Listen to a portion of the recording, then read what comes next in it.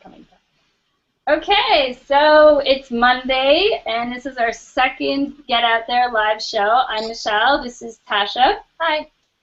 And today we're going to be talking all about triathlon transitions and doing a little bit of explanation about the Toronto Tri Festival. And so we're going to start off first with our weekend review.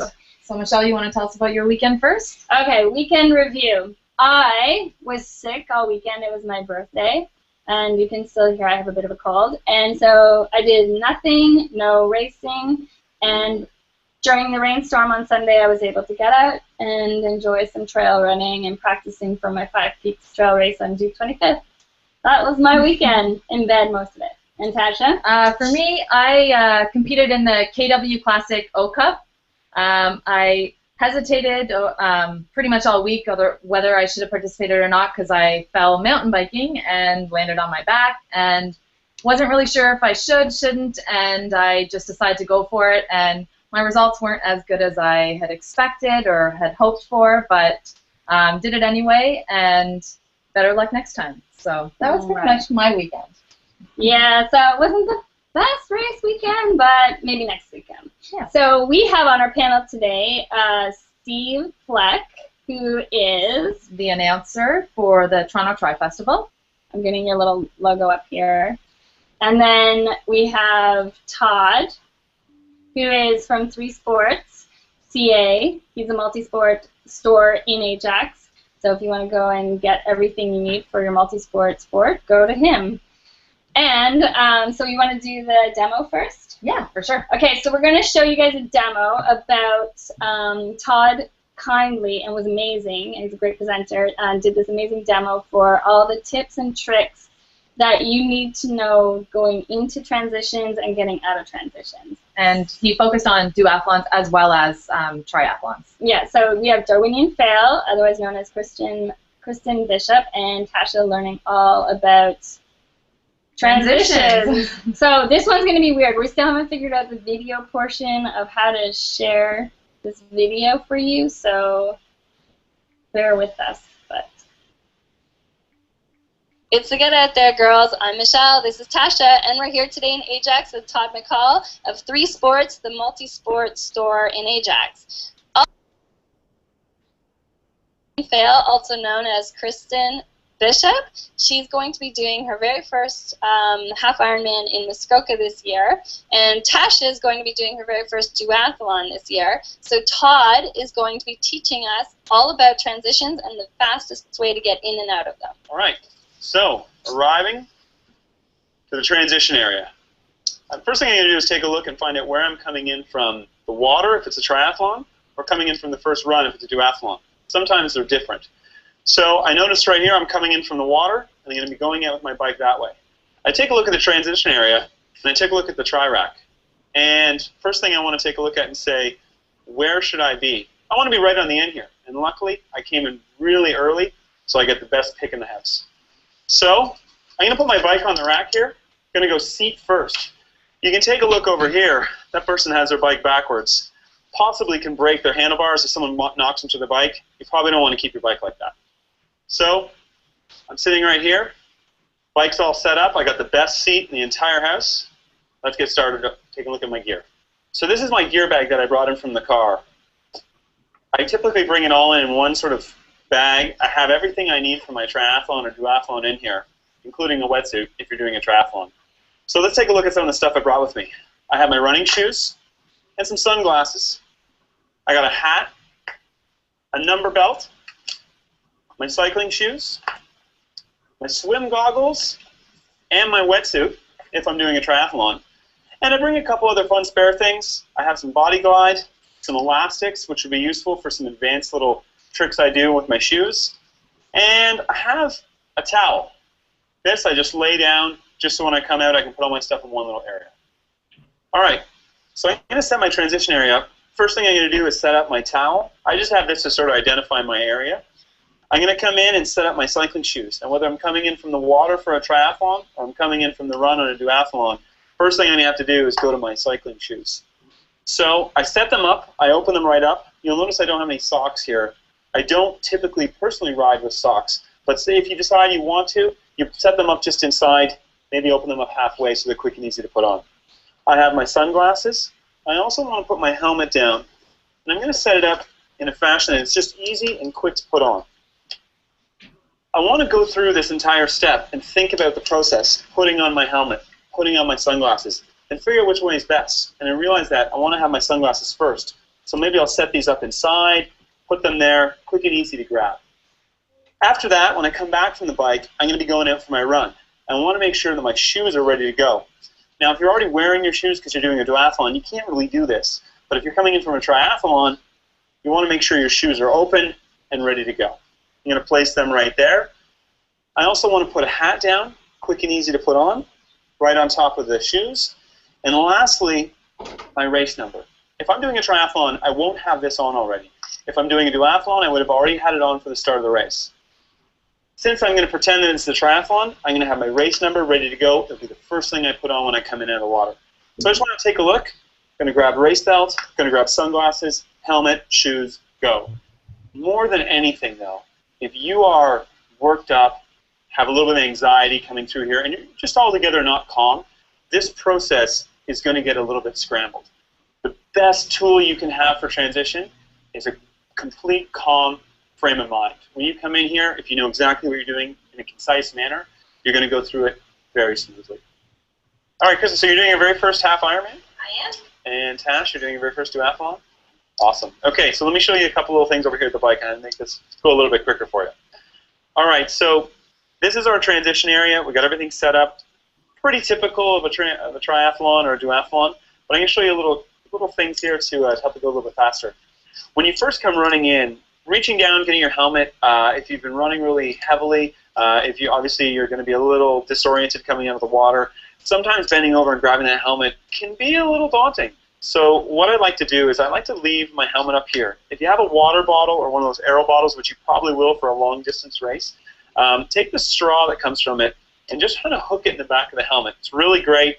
It'll hold your helmet. If you leave it without that, you run a really big risk of your helmet falling down if someone walks into it or knocks by it. Chances are, if it's your first half Ironman, you might not be the first person to your bike. So I'm going to set this up like so. The next thing I'm going to do is I'm going to take a look at my sunglasses. Now, I know it seems silly. I'm going to save some time by putting these on a little bit later, but I like to put my sunglasses on during the ride. The reason I do that is because when I first put these on and you put an aero helmet on, sometimes the arms of the glasses can get in the way. So here's a little trick. What I like to do is take an elastic, just a regular elastic I got from the dollar store. I'm going to take it, put it on my base bar, just like so. Really simple. Take both the arms of the glasses, put them under the elastic, just like this, and kind of tuck it out of the way. You're ready to go.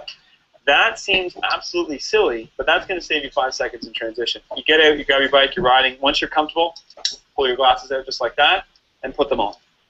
Okay, so there's one thing that you really want to think about when your bike's on the bike rack. A lot of people forget about this, but as soon as you get out on the bike course, first thing you're going to do is you're going to hop on your bike, and 9 times out of 10, if it's your first race, you're going to jump on your bike and realize that you're in the wrong gear. So you want to make sure that you're up in a nice, easy gear. You can see here I'm on little ring, midway through the cassette. I'm pretty much ready to go for any type of terrain.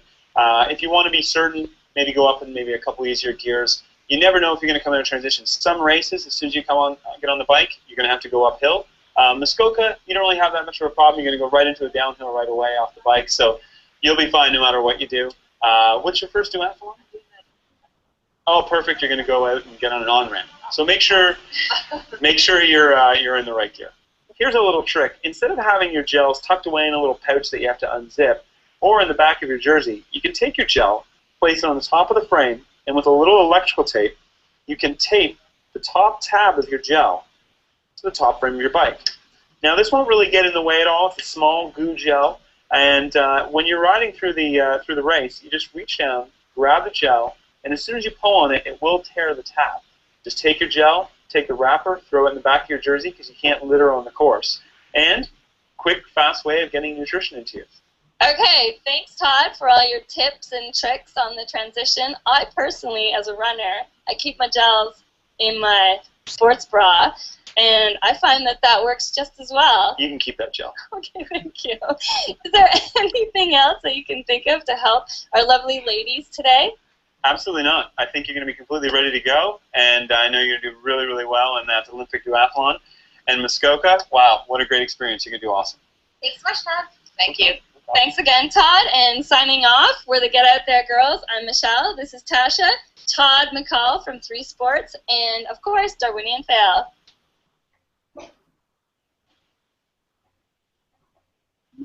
Hi, sorry. I was riveted. So I've done a triathlon once in my life, and the one thing that everybody said to me when I kept asking, like, what advice would you give me? They said there's 3 sports in triathlon, but there's actually a 4th sport, and that is transitions. Would you agree, Todd, that practicing? Absolutely. It depends on the length of the race that you're going to be doing, but you know, if you're doing a half Ironman and you're not paying close attention to your nutrition, it very well could be I don't want to say a bad day, but it might not be a good day. If you're doing a race obviously longer than that, it's going to be a big challenge. Okay, so but I just wanted to say, I know that you were also mentioning something about laces. Can you explain to everyone the importance of tri-laces? Yeah, absolutely. So one thing we didn't sort of go through was just having a set of speed laces inside your shoe, and essentially what it does is allow you not to have to tie up your shoe as soon as you get to transition. So if you're doing a duathlon, this is really handy. So you come running in, you can just flip your shoes off while you're putting a helmet on. When you come back off the bike, you can just rack your bike, take your helmet off, grab your shoes, throw them on. You don't have to spend any time lacing. It doesn't seem like much, but you're probably going to save. We do a lot of transition training, and you end up saving, I'd say, a good 100, 150 meters in that run, just wasting time doing up laces. So yeah, definitely something you want to consider putting on. Okay. 150 meters. I could use 150 meters all day long. Well, looks like Tasha's gonna have to get some of those laces for her duathlon, which is going to be the Toronto Tri Festival. This is her very first duathlon that she's ever done. And so I guess we're going to shoot over to Steve to talk to us about what this festival is all about. Hi, Steve. Hello, Steve. Yeah. Sorry, we kind of left you out there in the cold. No, I learned a lot, Todd. Thanks for the primer on transitions, and a lot's changed since I first did the sport back in the 1980s. But one thing that is the same is the need to make those transitions as quickly as possible, and moving from swimming through the transition to cycling and then on to the bike. And we're back in those days, we were very minimalist in terms of what we did. It was like a Speedo for the whole race. I know, scary, but it was just cycling shoes, helmet, and then you'd put the running shoes on and just run out. We didn't even have bib numbers back then. It was just kind of crazy. But those are the early days. Lots changed. But in terms of the Toronto Triathlon Festival, this is sort of the biggest triathlon event that happens in the city of Toronto. It's one of the biggest triathlons in the whole province, in fact, and this is going into its 3rd year. I work there as the race and event announcer. I co-announce it with a good friend of mine named Travis McKenzie. Got a great Australian accent, so he brings a lot of authenticity to it all with his cool Aussie accent. He flies in from Vancouver to help out. But it's a very unique event because if you've done a triathlon in Ontario, you've probably done it in a nice conservation area somewhere with a little lake and a ride on quiet roads and running on trails and on again quiet country roads. This is a triathlon that takes place right in the middle of the 4th largest city in North America. So it's a very different event. It's swim, bike, and run. But a lot of the things and the logistics around it are very different than that triathlon you might do out in a conservation area in the country. Okay. So I know that specifically for the Toronto Tri Festival events, it stresses the importance of debriefing. Can you maybe explain a little bit about what this is and the importance of it? Yeah, it's something that they put in place the first year, Tascha, to really help get over this a lot of what I was talking about, how this race is very different because of the setting. It's everything that takes place in the downtown core of a large city. You're still swimming in water, you're still cycling on roads, you're still running on roads and trails. So it's not that much different, but because of a lot of the logistics involved, it is very different. So the race people putting it on, Jeff Chong and the team at the Toronto Triathlon Festival instituted these athlete debriefings, and they've been really helpful, and it's given us an opportunity to the event staff and me speaking on their behalf to meet with everyone that's doing the race and explain a lot of what I was just going over just moments ago, that this is a very different race, and we need people to sort of check their expectations at the door and come with an open mind, because it's just the little things. For example, they don't get access to the roads until 3 o'clock in the morning, so they don't know where the potholes are. We'd love to know where all the potholes are, and in other events, like for example the Welland Triathlon that's coming up this weekend, part of the Multisport Canada Recharge with Milk Triathlon Series, someone was even tweeting this week and letting them know where the potholes were, so they can go out and they can fix those potholes ahead of time. We can't do that at the Toronto Triathlon Festival. So it's just little things like that that we go over in the pre-race briefing, just to put people at rest and let them know what they're going to be dealing with.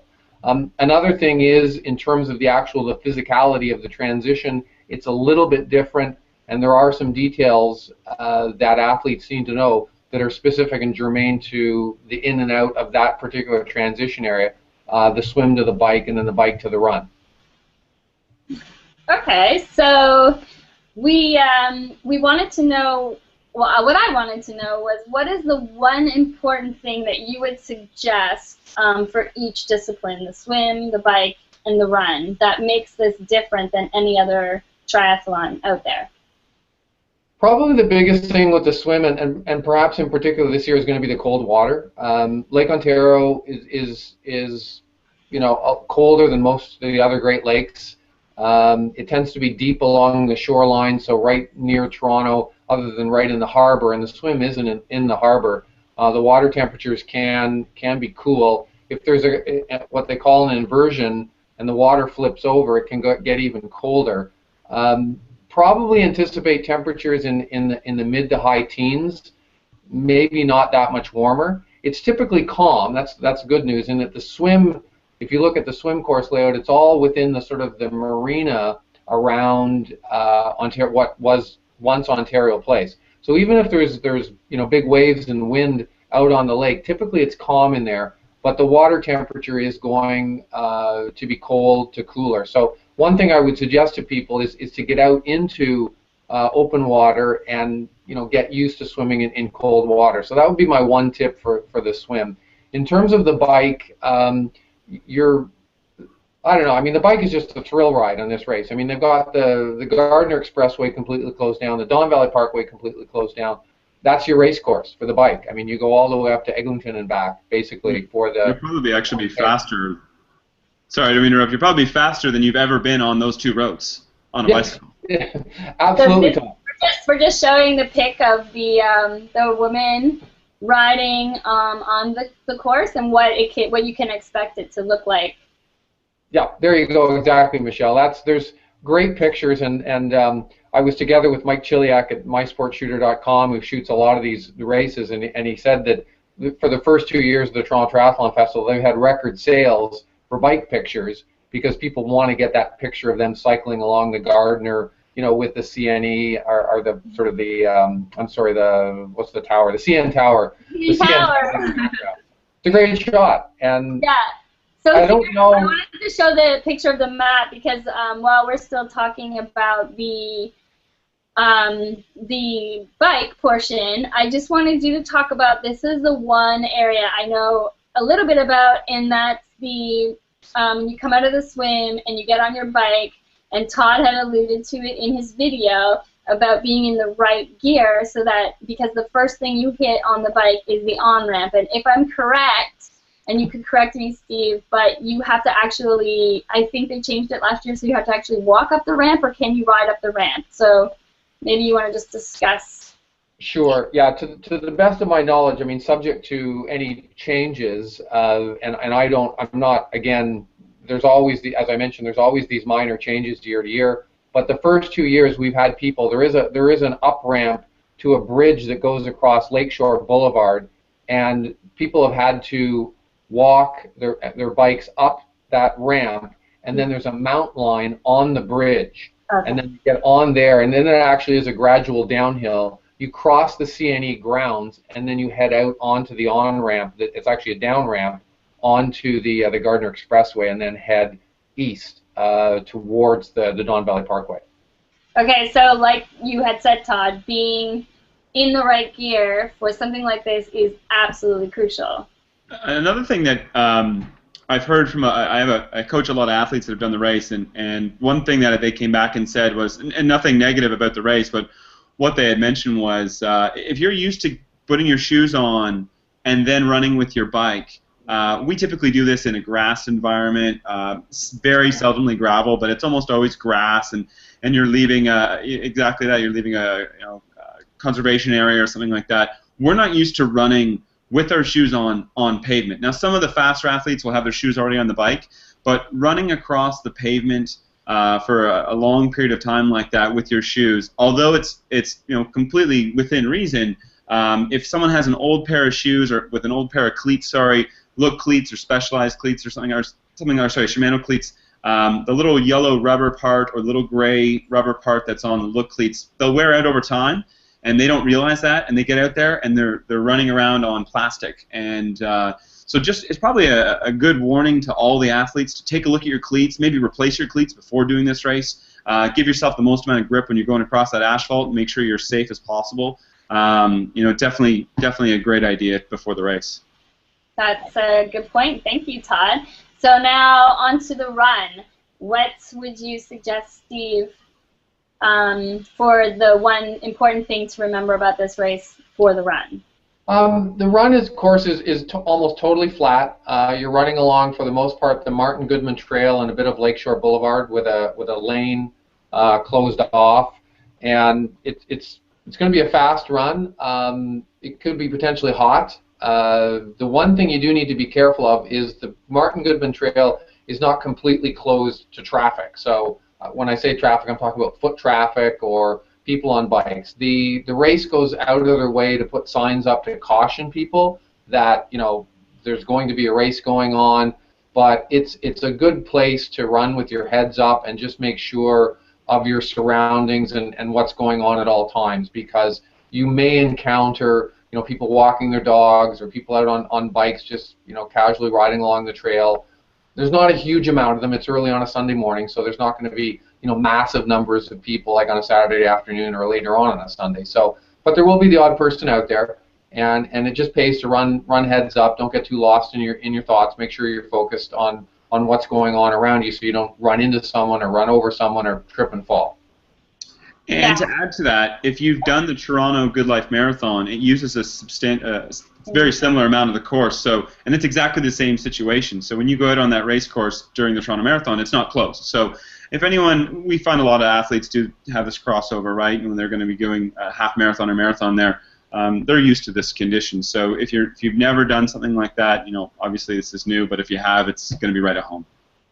What I like about it is on that Sunday morning, I go out for my long run, and a lot of us go down and we run the Martin Goodman Trail, and I get to hang out on the grass and watch all my friends go by on the triathlon. And I actually really enjoy that I can be that close to them and cheer them on and just check out the action. So except for this year when we force you to do it. I just had one, Steve, one other question. Are there any feed zones at all at this type of event? There usually is. I don't think, because of the unique nature of the bike course and the inability to get out on the course, I'm not 100% sure, but I don't think there's any aid on the on the bike itself. I might be wrong on that. On the run, though, there are several hydration stops with water, whatever the electrolyte drink is, whatever the sponsor is. Forgive me, I don't have that information at my fingertips right now, but That's typically available at several locations, on the run. I don't know the exact number, but at least one or two that you're going to hit on the way out and on the way back. It's pretty much a straight out and back shot along the Martin Goodman Trail, and then you come back and you finish at Coronation Park, and you'll hear the wonderful sounds of my voice welcoming you to the finish line. Awesome. Okay, well, that sounds amazing. Thank you so much, both of you. We really want to thank Steve again for taking the time to answer our questions, and Todd, it's been an absolute pleasure. You've taught us so much. Do either of you have anything else that you wanted to add? Go ahead, Steve, first, if you'd like. Oh, well, thank you. You're a gentleman, Todd. No, I just I wanted to say thank you for this. This is my first time on a Google Hangout, so I was a little nervous and apprehensive about it all. So I'm a non sort of Google Hangout virgin from now on, and looks like we're in for a great summer. There's lots of events going on. The Toronto Triathlon Festival is just one of them. We're really lucky that we live here in the Toronto area, the GTA. It's a very rich area for triathlon, multi-sport, and running events. I mean, people will travel to other cities around North America, and they're often amazed. There's not as much, they won't find as much going on as they find going on in the GTA. I mean, we're really lucky around here. We have a lot to offer, a lot going on. And Todd, working in the business, you probably can back me up on that. Oh, absolutely. We're really fortunate in Southern Ontario. Throughout the I would say early spring and late fall, we can do a running race any weekend. Throughout the summer, I mean, the same thing applies, but as a triathlete, you can do essentially a race any weekend. You can go all summer long, basically from start of June all the way to the end of September, and have really great, world-class events in our backyard. So it's really quite nice. I've done races all throughout North America, and I can come back and say, we have some of the best races around. That is definitely true. Well, anyway, another one thing I was going to add to all that is if you're doing a longer race, a race that's 40 kilometers in bike, have your bike checked out. If you don't spend the time to go through your bike and make sure it's ready to go, usually at these races there's a lot of bike shops that can help you with your bike or anything like that, or you can go see your local shop the weekend before and get your bike taken, have a look at it. If you want to shamelessly plug your shop, go right ahead. I am absolutely going to shamelessly plug my shop. So you can stop by. Well, I was being nice. I was saying you could go to the local. I'm gonna call you Safety Todd soon. You're just like Mr. Safety today. That's what I'm all about, the safety. Buy new cleats and have your bike tuned up. And I happen to just sell both those. If it's really cold water, we have the rubber caps that you can wear during the race. And where exactly do we have to go to buy all this stuff? I have a small shop at it's called 3 Sports Multisport. It's in the Running Free Ajax location, 95 Bailey. So you can pop by there with your bike on Saturday and have your bike fixed. Well, thank you very much. We were at the shop. It's super cool. And you got a preview of his spin barn as well when we went during the presentation or the demo. So, okay, so we are saying goodbye to these nice fellows, but they can stick around and watch our review of one of our favorite products, which is Honeymax. We love it. So I use it all the time as an endurance runner, and Tascha has been using it a lot for her races. And I've definitely noticed a difference. I still use a lot of gels. However, this is one supplement that I'm sure a lot of you can relate to that feeling of that gut raw feeling, that stomach soreness after way too many gels. This is one product that, sorry, there you see it.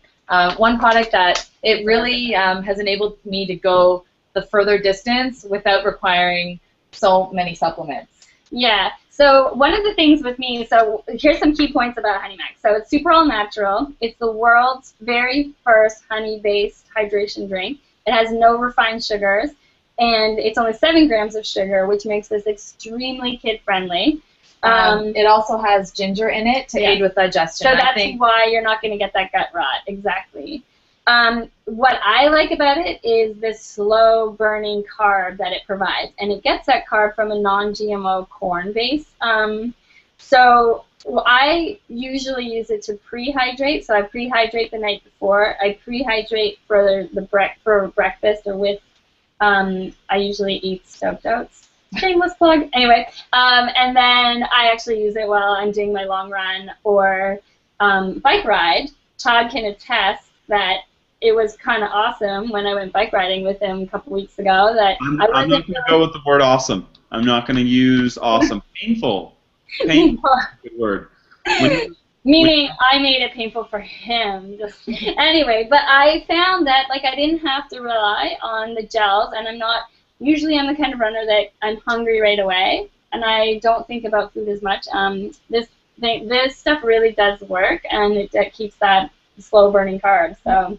And it's available in, my favorite is the orange flavor, but it comes in orange and lemon lime. It comes in 500-gram bags, or it comes in single-serving packages. Yeah. For on the go. Yeah, for on the go. Also, you can just go on there, honeymax.com. We have a little lower third here because we have great. So if you go to this bit.ly.com link and /mixyourmax, you can see Get Out There reporter Chris Wignall does this amazing how to mix your Honey Max video, and there's some meringue. What was he? He was doing the meringue. The meringue. I don't know. He uses a treadmill to mix it. He does a bazillion things with it. It is a little bit difficult to mix because it's not a refined sugar-based product, so it will clump. But you fill your water bottle up halfway. You put the solution, the powder in, and then agitate it, and then fill it up the rest of the way, and then agitate it. I'm actually pretty lazy. I don't have my hand. I'm super lazy about this stuff, so I just put the water in, I put in the powder, and I put my hand bottle holder, and I just start running. So this action of running agitates it enough, and I never have any like residue at the bottom or anything like that. So. However, patient people, such as myself, what I find works really well is if I have some time, I will mix. I'll put half of the bottle with warm, like lukewarm or warm water, and I'll mix it, and then I will go and do something, whatnot, come back, and I'll put another, the rest of the bottle, fill it with hot water again, and then when I'm ready to go, I'll put ice cubes in it. And the heat tends to break it down a lot quicker and a lot easier. So I'm quite patient, so I don't mind doing that. But it works either way. Mixes really well once you get it going. But it tastes really well. Sorry. Tastes really good. Tastes really good. Yeah. Fumbling on my words. Yeah. And it's really good for digestion. It really helps you go the extra mile. And it's Canadian. It's Canadian. Kid friendly. Well, I already said that. But it's Canadian, and it's actually made, two guys down in the Niagara, Burlington area made it, so we want to support our Canadian-made products, of course. Yep. So it's one of our very favorite products to use, and if you were watching the show last week, until July 2nd, you are able to get a discount on our other favorite product, which is Sport Sets. We talked about it last week. For those of you that missed it, we have a discount coupon. Yeah, so it's GOTLIVE, that is not a spelling mistake, that is what I was sent. And you get 10% off, and you can go to their website at sportsheads.com. And we love this product, and especially me this weekend. I got super disgusting dirty on the trails, and then had a big bike crash today, so my Sports Sides came in handy for my laundry this afternoon. Okay, so I think that's about it. Pardon me, what did you say? Can I butt in and mention something about the Honey Max? Most definitely. I know you were kind of done with me before, but it's okay. No, I seriously, I've been around for 30 years. I've been doing this, long rides, long runs, triathlons, Ironmans, etc. And there's all kinds of. I started out when there was just Gatorade. It was just Gatorade and Coke, like that was it.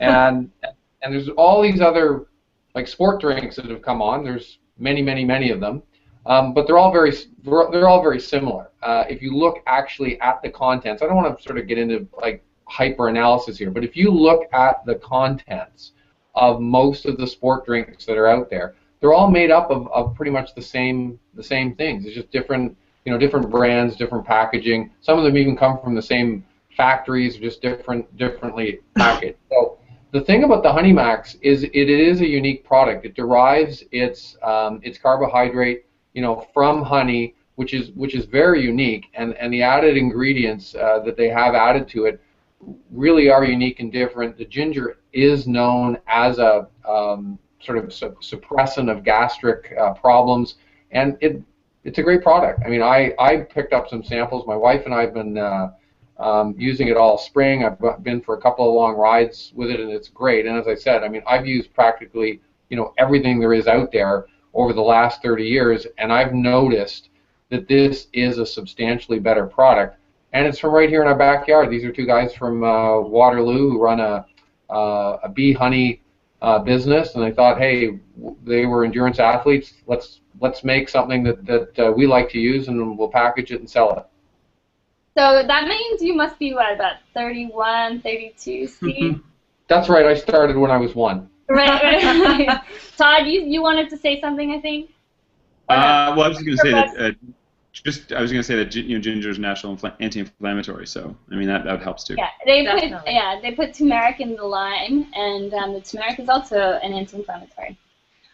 Okay, so next week we have a great show lined up, and we have the ultra running superstar Dean Karnassus coming on our show, and we're going to talk all about the North Face Endurance Challenge that's coming up on July 13th. And 14th, if I get that wrong. Same weekend as the Toronto Tri Festival. It's the same weekend as the Toronto Tri Festival, but these are ultra runners, there's no way there's a conflict of interest here at all. So join us next week for Dean Karnassus, and Tascha and I will be talking all about ultra running. She's never done anything on the trails never done a trail on 2 feet ever, so... Two wheels, but not 2 feet. Not 2 feet. So we're gonna be introducing her to a totally different sport and teaching her why it's so cool to be an ultra runner. Thanks. Again, Steve and Todd, thank you so much for coming on our show. We really appreciate it. Yes. And hearing your voice, Steve, at the Toronto Tri Festival. And Todd, we will definitely come down to the barn. And looking forward to that. Yeah. Okay, so signing off for Monday Got Live. I'm Michelle. This is Tascha. And we'll see you next Monday, same Monday, time, 8 p.m. Eastern Standard Time.